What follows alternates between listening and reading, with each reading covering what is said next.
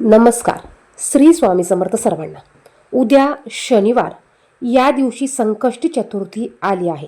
प्रत्येक महिन्यात संकष्टी चतुर्थी येत असते आणि या ज्येष्ठ महिन्यातील संकष्टी चतुर्थी ही 14 जून 2025 शनिवार रोजी आलेली आहे.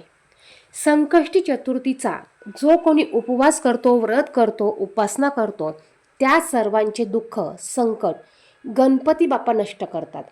गणपती बाप्पांच्या सात्विक लहरी या दिवशी खूप मोठ्या प्रमाणात सक्रिय असतात आणि म्हणूनच आपण संकष्टी चतुर्थीच्या दिवशी जे आपण सेवा, उपाय करू त्याचं आपल्याला फळ हे 100% मिळत असतं. संकष्टी चतुर्थीच्या दिवशी संपूर्ण दिवसभर उपवास करायचा असतो. रात्री चंद्रोदय झाल्यानंतर चंद्रदर्शन घेऊन हा उपवास सोडायचा असतो. या दिवशी आपल्याला अत्यंत प्रभावी असे काही उपाय करायचे आहेत. हे उपाय करून आपण आपल्या जीवनातील अडचणी, आपल्या इच्छा पूर्ण करू शकतो. आपल्या अडचणी ह्या दूर करू शकतो. प्रयत्न हे प्रत्येकाला करावे लागतात, कष्ट हे प्रत्येकाला करावे लागतात, परंतु कष्टाला नशिबाची साथ मिळण्यासाठी आपल्याला विशिष्ट तिथीला काही विशिष्ट उपाय करणं गरजेचं असतं. हे उपाय करताना देखील ते आपण किती श्रद्धेने करतो, किती मनापासून करतो, हे देखील तितकंच महत्त्वाचं असतं. तर बघा, आपण या व्हिडिओमध्ये काही उपाय बघणार आहोत. हे उपाय आपल्याला संकष्टी चतुर्थीच्या दिवशी करायचे आहेत. संपूर्ण दिवसभरात तुम्ही केव्हाही हे उपाय तुम्ही तुमच्या सोयीनुसार करू शकतात. या महिन्यातली संकष्टी चतुर्थी ही शनिवारी आलेली आहे. सर्वात अगोदर आपल्याला सकाळी उठल्यावर अंघोळीच्या पाण्यामध्ये तुमच्याकडे गंगाजल असेल तर गंगाजल टाका, गंगाजल नसेल तर गोमतीर पाणी टाका. त्याचबरोबर थोडंसं जाड मीठ आपल्याला टाकायचं आहे, कारण शनिवारी संकष्टी चतुर्थी आलेली आहे. त्यानंतर आपल्याला आपल्या देवघरात असलेल्या गणपती बाप्पांची पूजा करायची आहे. तुम्ही जरी संकष्टी चतुर्थीचं उपवास करत नसाल तरी देखील आपल्याला गणपती बाप्पांना पाण्याने, पंचामृताने, कच्च्या दुधाने अभिषेक घालायचा आहे. अभिषेक घालताना तुम्ही गणपती अथर्वशीर्षाचं पठण करू शकतात किंवा ओम गण गणपते नमः हा महामंत्र तुम्ही म्हणू शकतात. त्यानंतर पंचोपचारे गणपती बाप्पांची पूजा करा. गणपती बाप्पांना दुर्वा, लाल जास्वंदाचं फूल, गुळ खोबऱ्याचा नैवेद्य दाखवा. संध्याकाळी आरती करा. त्यानंतर बघा, आपण हे उपाय दिवसभरात केव्हाही करू शकतो. सर्वात पहिला आणि सोपा उपाय म्हणजे आपल्याला गणपती बाप्पांसमोर ही एक वस्तू ठेवायची आहे. यामुळे आपल्या इच्छा पूर्ण होणार आहे. आपल्या पैशाच्या अडचणी दूर होतील. पैशाच्या अडचणी असतील तर आपल्याला काही मार्ग मोकळे होतील. काही आपले बघा अडचणी बघा भरपूर असतात, परंतु त्यातनं मार्ग मिळणं हे देखील महत्त्वाचं असतं. आपण हे उपाय करून पैसे कोणाची बुडवू शकत नाही. त्याचप्रमाणे आपल्याला कुठली लॉटरी लागू शकत नाही किंवा आपल्याला पैशाचं गबाड मिळत नाही, तर आपले पैशाचे मार्ग मोकळे होण्यास मदत होत असते. ज्यांना आर्थिक अडचणी असतील, पैशाच्या समस्या असतील, काही करून कर्ज कमी होत नसेल, तर हा उपाय तुम्ही तुमची इच्छा ठेवून आवर्जून करायचा आहे. तुम्हाला दिवसभरात केव्हाही उपाय करायचा आहे. ज्यावेळेस तुम्ही उपाय करणार आहात त्यावेळेस तुम्हाला अगोदर तुमच्या देवघरामध्ये धूप, दीप प्रज्वलित करून घ्यायचं आहे. त्यानंतर बसायला आसन घ्यायचं आणि गणपती बाप्पांसमोर तुम्हाला बसायचं आहे. तुम्हाला 11 रुपये घ्यायचे आहे. एक 10ची नोट घ्या आणि 1 रुपयाचा सुट्टा कॉईन तुम्हाला घ्यायचा आहे. 2 विड्याची पानं घ्यायची. स्वतःला अगोदर हळदी कुंकू लावायचं, गणपती बाप्पांना नमस्कार करायचा. त्यानंतर तुम्हाला हे विड्याचं पान गणपती बाप्पांसमोर ठेवायचं आहे. यावर तुम्हाला हे 11 रुपये ठेवायचे आहे. पान ठेवताना नेहमी देठाचा भाग हा आपल्या समोर आला पाहिजे. यावर आपल्याला हळदी कुंकू अक्षदा अर्पण करायच्या, गणपती बाप्पांना नमस्कार करायचा. जी पण काही तुमची इच्छा असेल किंवा अडचण असेल ती गणपती बाप्पांना सांगायची आहे. माझी अडचण दूर होत आहे, अशा पॉझिटिव्ह वेब्स तुम्हाला ठेवायच्या आहेत. पॉझिटिव्ह थिंकिंग ठेवून तुम्हाला हा उपाय करायचा आहे. तुमच्या काही जर का समस्या असतील तर त्या समस्या तुम्हाला गणपती बाप्पांना सांगायच्या आहे. त्यानंतर तुम्हाला तिथे बसून काही सेवा करायच्या आहेत. तुम्हाला एक वेळा गणपती अथर्वशीर्षाचं पठण करायचं आहे, एक वेळा गणपती स्तोत्र म्हणायचं आहे आणि 108 वेळा तुम्हाला ओम गण गणपते नमः हा मंत्र म्हणायचा आहे. यानंतर गणपती बाप्पांना नमस्कार करा. पुन्हा तुमची इच्छा सांगा. त्यानंतर संपूर्ण दिवसभर, संपूर्ण रात्र तुम्हाला 11 रुपये तसेच गणपती बाप्पांसमोर राहू द्यायचे आहे. दुसऱ्या दिवशी सकाळी उठल्यानंतर देवपूजा कराल तेव्हा हे पैसे तुम्हाला उचलून घ्यायचे आहे. यातील 1 रुपया तुम्हाला तुमच्या पर्समध्ये ठेवायचा आहे आणि 10ची नोट तुम्हाला एखाद्या मंदिरात जाऊन मंदिराच्या बाहेर जे गरीब गरजू व्यक्ती असतात त्यांना तुम्हाला दान करून द्यायचे आहेत, किंवा तुम्ही या पैशांचं त्यांना काहीतरी खायला घेऊन देऊ शकतात. आता हा 1 रुपया जो तुम्ही पर्समध्ये ठेवलेला आहे, हा रुपया तुम्ही स्त्री असेल स्त्रिया ठेवू शकतात पर्समध्ये, पुरुष असतील पुरुषांनी त्यांच्या पाकिटमध्ये ठेवला तरी चालणार आहे. हा उपाय कुणीही करू शकतं. स्त्री, पुरुष, महिला, मुलं, मुली कुणीही हा उपाय स्वतःसाठी करू शकतात. त्याचप्रमाणे दुसरा उपाय म्हणजे 21 दुर्वांचा अत्यंत प्रभावी उपाय. प्रत्येक आई आपल्या मुलासाठी हा उपाय संकष्टी चतुर्थीला करू शकते. बघा, मुलांच्या इच्छा पूर्ण होण्यासाठी, मुलांची अभ्यासात प्रगती होण्यासाठी, मुलांची बौद्धिक क्षमता वाढण्यासाठी, मुलांची अभ्यासात लक्ष लागण्यासाठी तुम्ही हा उपाय करू शकतात. संकष्टी चतुर्थीच्या दिवशी आपल्याला गणपती बाप्पांची पंचोपचारे पूजा करायची आहे. सकाळ, दुपार, संध्याकाळ तुम्ही हा उपाय केव्हाही करू शकतात. यासाठी तुमची जर का मुलं मोठी असेल तर तुम्ही मुलांना घेऊन मुलांकडून हा उपाय करून घेऊ शकतात. मुलं लहान असतील तर मुलांसाठी तुम्ही हा उपाय करायचा आहे. यासाठी तुम्हाला दुर्वा लागणार आहेत. दुर्वाची जुडी आणून घ्यायची. त्या दुर्वा आणल्यानंतर पहिल्यांदा स्वच्छ धुवून घ्यायच्या. त्यानंतर त्रिदल दुर्वा आपल्याला माहिती आहेच, अशी त्रिदल दुर्वांची 1 दुर्वा, अशा आपल्याला 21 दुर्वा घ्यायच्या आहे. 21 दुर्वा नसतील तर 11 दुर्वा घ्या. आपल्याला गणपती बाप्पांसमोर दिवा लावायचा आहे, धूपदीप लावायचा आहे. शक्य झाल्यास तुपाचा दिवा प्रज्वलित करायचा आहे.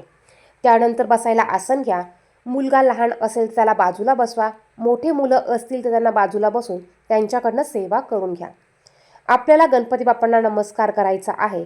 तुमच्या मुलांची जी इच्छा असेल, जी अडचण आहे, ती गणपती बाप्पांना सांगायची आहे. ती पूर्ण होऊ दे अशी प्रार्थना करायची आहे. त्यानंतर तुम्हाला ह्या 21 दुर्वा एका ताटलीमध्ये तुम्हाला घ्यायच्या आहे. त्यानंतर त्यातील 1 दुर्वा घ्यायची, हातात धरायची, किंवा मुलगा मोठा असेल तर त्याला करायला सांगा. त्यानंतर गणपती स्तोत्र 1 वेळा म्हणायचं आहे आणि ती दुर्वा गणपती बाप्पांना अर्पण करायची. दुसरी दुर्वा घ्यायची, हातात धरायची, पुन्हा गणपती स्तोत्र म्हणायचं आणि पुन्हा ती दुर्वा तुम्हाला गणपती बाप्पांना अर्पण करायची आहे.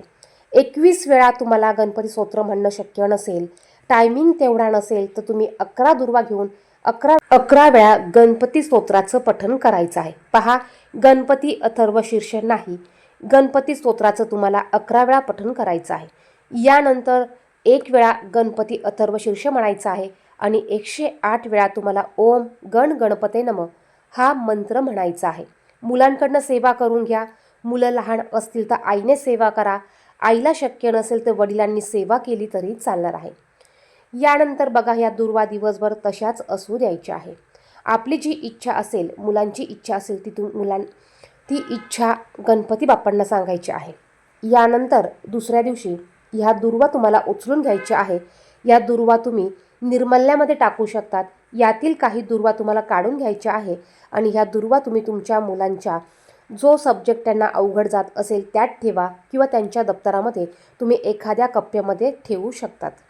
त्यानंतर बघा, आपल्याला या दिवशी कुठलीही सेवा करायला शक्य झालं नाही तरीही, किंवा सेवा करताना आपल्याला गणपती बाप्पांसमोर एक चौमुखी दिवा प्रज्वलित करायचा आहे.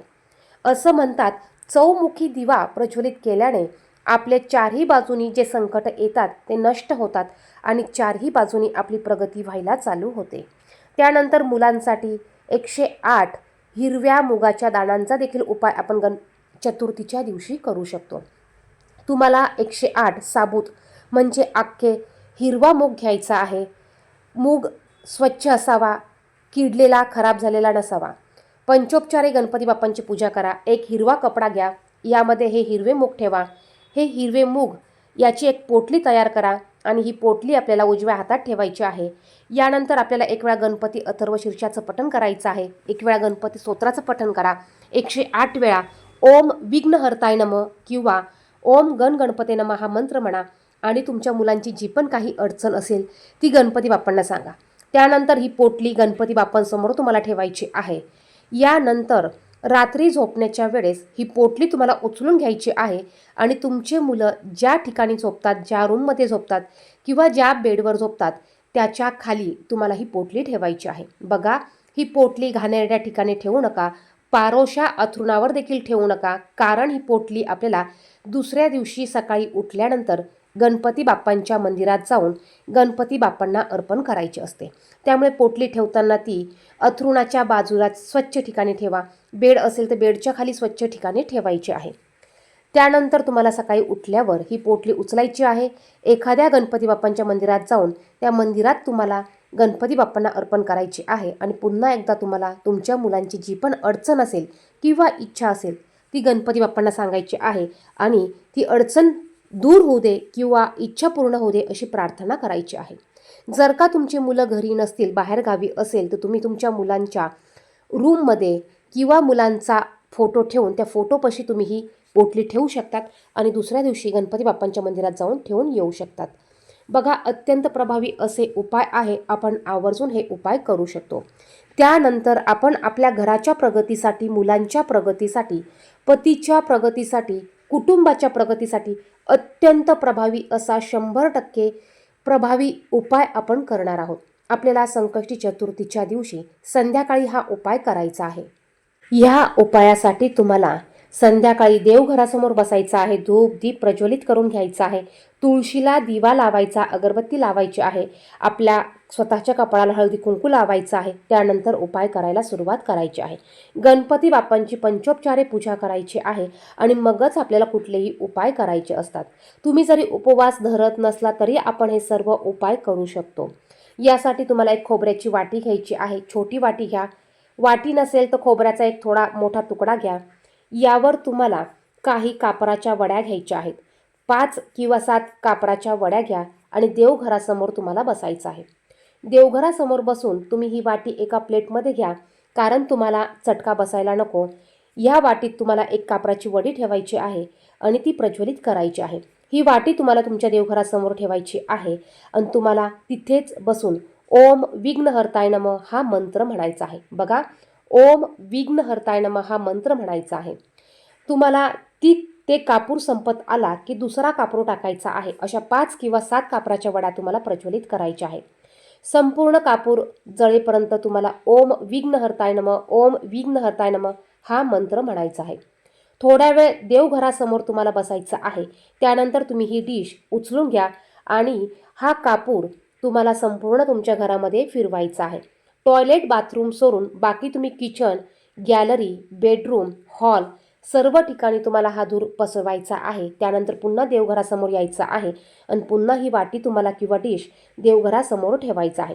जोपर्यंत यातील कापूर जळत आहे तोपर्यंत ओम विघ्नहर्ताय नमः, ओम विघ्नहर्ताय नमः हा मंत्र म्हणायचा आहे. या उपायामुळे तुमच्या घरात असलेली सर्व बाधा, नकारात्मक ऊर्जा, निगेटिव्ह ऊर्जा सर्व काही ही खोबऱ्याची वाटी आणि हा कापूर खेचून घेत असतं.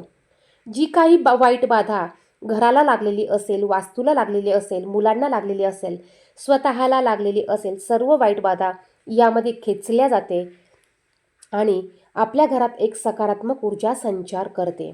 यामुळे घरातील वाईट बाधा ह्या दूर होतात. घरात पॉझिटिव्ह एनर्जी तयार होते. घरातील वातावरण हे सकारात्मक तयार होतं. यानंतर आपल्याला ही कापराची वाटी बघा गार होऊ द्यायची. त्यानंतर ती उचलून तुम्हाला घराच्या बाहेर नेऊन निर्मल्यात टाकायची आहे. कुठेही कोणाच्या दारात फेकू नका. बाहेर निर्मल्यामध्ये ही वाटी ठेवायची आहे. घरात ही वाटी तुम्हाला ठेवायची नाही. अत्यंत प्रभावी असा हा उपाय आहे. प्रत्येक चतुर्थीला तुम्ही हा उपाय करू शकता. तुमच्या अडचणी गणपती बाप्पांना सांगायच्या आहे, तुमचे विघ्न गणपती बाप्पांना सांगायचे आहे आणि ते दूर होऊ दे अशी प्रार्थना करायची आहे. तुम्हाला यातील जेही उपाय करणं शक्य होतील तेवढे उपाय तुम्ही करण्याचा प्रयत्न करायचा आहे. व्हिडिओमध्ये सांगितलेली माहिती आवडली तर व्हिडिओला लाईक करा, इतरांना शेअर करा. चॅनेलवर नवीन असेल तर चॅनेलला सबस्क्राईब करा. कमेंट बॉक्समध्ये ओम गण गणपते नमः, श्री गणेशाय नमः लिहायला विसरू नका.